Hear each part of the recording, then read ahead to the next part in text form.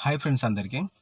Matter ఏందంటే, మన సికింద్రాబాద్‌లో మోండా మార్కెట్‌లో గుజరాత్‌కి సంబంధించిన ఒక వ్యక్తి తెలంగాణ పౌరుడిని కొట్టిండు. అతను తెలంగాణలో పుట్టి పెరిగిన వ్యక్తి.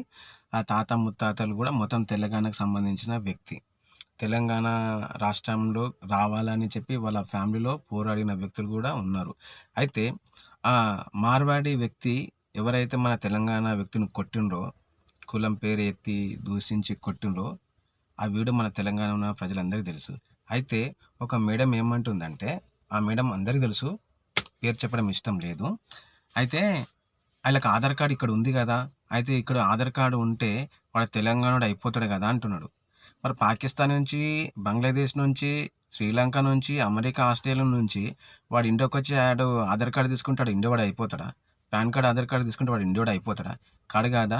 వాడి తాత, వాడి ముత్తాతలు, వాడి నాయన వాళ్ళకి సంబంధించిన రిలేషన్‌లు ఎవరైనా భారతదేశంలో ఉంటే ఆడు భారతీయుడయితాడు. మేడం అట్లనే తెలంగాణలో వాడు తెలంగాణ ఆధార్ కార్డ్, పాన్ తీసుకుంటే వాడు తెలంగాణోడు కాదు. వాని నాయన, వాని తాత, వాని ముత్తాతలు తెలంగాణలో ఉంటే వాడు తెలంగాణకు సంబంధించినయితాడు. వాడు తెలంగాణకి అడుక్క తినీకొచ్చినాడు, బతకనీకొచ్చినాడు ఆడు. ఏం మాట్లాడుతుర్రు మేడం ఇష్టంకొచ్చినట్టు మైకులను జూసి, ఫాలోవర్‌లను జూసి. అట్లా మాట్లాడడం చాలా తప్పు. వాడొచ్చి కొట్టింది కాకుండా వాడికి సపోర్ట్ ఆహా! వాడు మీ పార్టీకి సంబంధించిన వ్యక్తా? అందుకని చెప్పి అతనికి సపోర్ట్ చేస్తున్నారు. అట్లా సపోర్ట్ చేస్తే సపోర్ట్ అయిపోతారింకా. మాట్లాడేటప్పుడు కొంచెము ఆలోచించండి మేడం. వాడు తెలంగాణ గురించి గుజరాత్, బీహార్, యూపీ, రాజస్థాన్ వీళ్ళోడు ఏం చేయలేరు.